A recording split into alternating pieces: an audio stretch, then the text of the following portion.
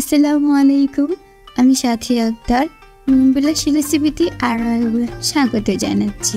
ঘরে থাকা একদমই বেসিক উপকরণ দিয়ে আপনি কীভাবে অনেক সুস্বাদুভাবে মুরগির মাংসটা রান্না করে নিতে পারেন আমার রেসিপিতে আছি তাই দেখিয়ে দিয়েছি। আর চেষ্টা করেছি পুরো ভিডিও জুড়ে ছোট ছোট টিপস দিতে কীভাবে আপনি মুরগির মাংসটা অনেক বেশি সুস্বাদুভাবে রান্না করে নিতে পারেন। আমার রেসিপিটি ফলো করলে আপনি কিন্তু এমন সুন্দর একটা রেসিপি তৈরি করে নিতে পারেন। তাই আমার আজকের ভিডিওটি মার্টিনে অবশ্যই দেখতে থাকুন। এই জন্য আমি প্রথমে মুরগির বুকের মাংস নিয়ে নিয়েছি আর নিয়ে নিয়েছি এক পেয়ালা পেঁয়াজ কুচি।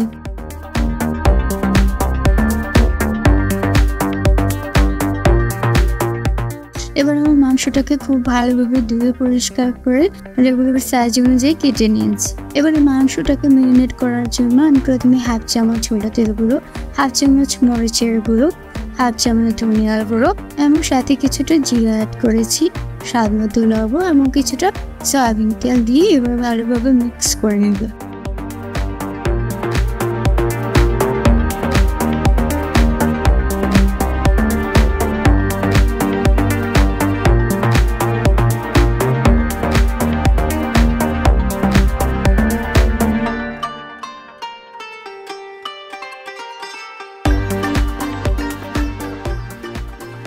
তো মাংসটাকে ভালোভাবে মিক্স করার পর আমি এখানে কিছুটা বেরেস্তা অ্যাড করে দেবো। এই বেরেস্তাটা যখনই আপনি দেবেন তাতে কিন্তু খুবই সুন্দর একটা ফ্লেভার আসে।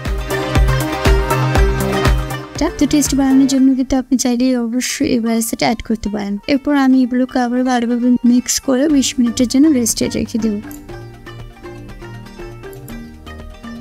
তো এবার মাংসটাকে আমি রান্না করার জন্য চুলায় একটি প্যান বসিয়ে তাতে পরিমাণ মতো সয়াবিন তেল দিয়ে দেবো। তেলটাকে আমি গরম করে এখানে দিয়ে দেব 1 কাপ পেঁয়াজ কুচি। পেঁয়াজ কুচির পরিমাণটা একটু বেশি দিলে এখানে ভালো হবে, তাহলে মাংসের ঝোলটা মাখানো হয়। এরপর আমি পেঁয়াজটাকে হালকা নেড়ে ছেড়ে কিছুটা ভেজে নেব। তো যখন পেঁয়াজটা হালকা ভাজা হবে এর মধ্যে আমি 3টে তেজপাতা, 3টে এলাচ, 3টে লবঙ্গ, 2টো দারচিনি, হাফ চামচ চিনি ব্যবহার করব। এরপর এগুলোকে খুব ভালোভাবে নিয়ে ছেড়ে আবারও কিছুক্ষণ ভেজে নেব।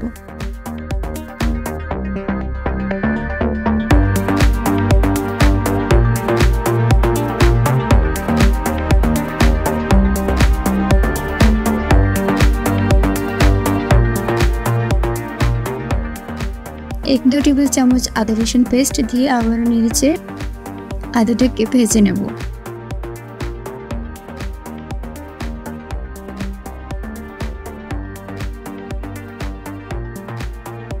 তো আদা এবং পেঁয়াজটা যখনই ভাজা হয়ে যাবে আমি এখানে অল্প কিছু পরিমাণে পানি অ্যাড করে দিব।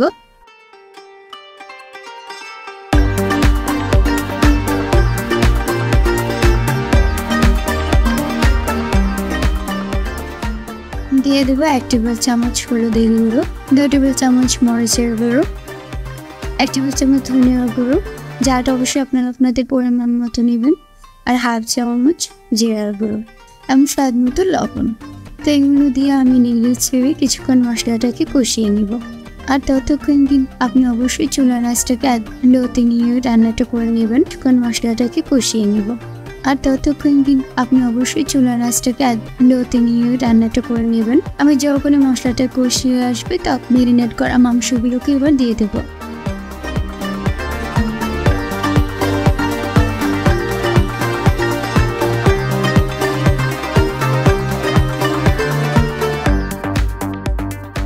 এবার মাংসটাকে আমি খুব ভালোভাবে নেড়ে চেড়ে মশলাগুলোর সাথে মিশিয়ে নিচ্ছি। মাংস এবং মশলাটাকে আবারও কষিয়ে নিচ্ছি কিছুক্ষণ। কষানোর সময় আপনাকে কিন্তু বারবার লক্ষ্য রাখতে হবে যেন মাংসটা নিচে দিয়ে পুড়ে না যায়, তার জন্য অবশ্যই কিছুক্ষণ পর পর মাংসটাকে নেড়ে চেড়ে কষিয়ে নিতে হবে।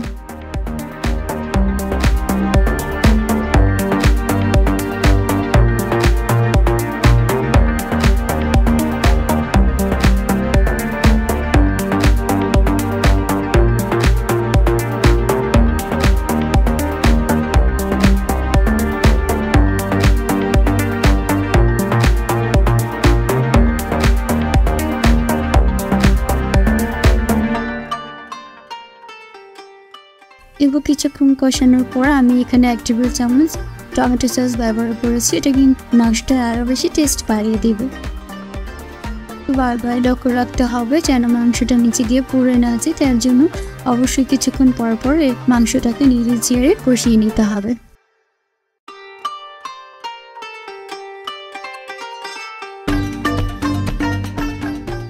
তো এইভাবে মাংসটাকে ভালোভাবে কষিয়ে নেওয়ার পর আমি এখানে পরিমাণ মতো কিছুটা পানি ব্যবহার করেছি। আর পানিটাকে খুব বেশি দেওয়া যাবে না, কারণ যেহেতু মুরগির মাংসটা আমরা ভুনা আকারে রাখবো, তাই পানিটাকে এমনভাবে দিতে হবে যেন পানিটা রান্না হওয়ার সাথে সাথে শুকিয়ে যায়। তো পানি দেওয়া হয়ে গেলে এবার আমি ঢাকনা দিয়ে ঢেকে এই মাংসটাকে 20 থেকে 25 মিনিট রান্না করে নেব। এবং মাংসটা কিছুটা পুড়ে আসলে আমি এর মধ্যে 2-3টে কাঁচামরিচ ব্যবহার করব।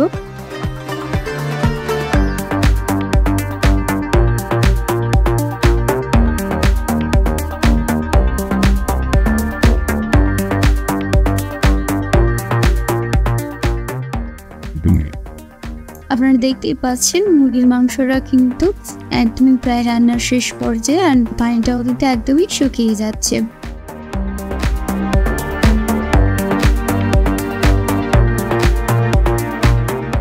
তো দেখতেই পাচ্ছ মাংসটা কতটা সুন্দর হয়েছে আর কতটা সুন্দর কালার চলে এসেছে।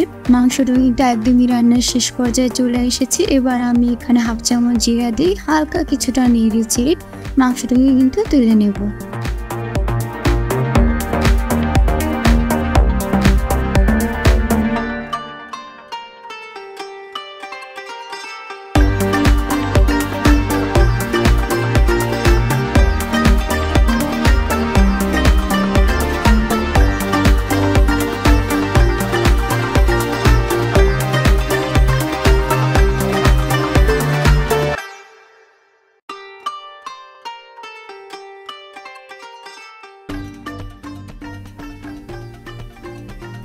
তো দেখতেই পাচ্ছ মাংসটা কিন্তু একদমই রান্নার শেষ পর্যায়ে চলে এসেছে। এবার আমি এখানে 1/2 চামচ জিরা দিয়ে হালকা কিছুটা নেড়ে চেড়ে মাংসটাকে কিন্তু তুলে নেব।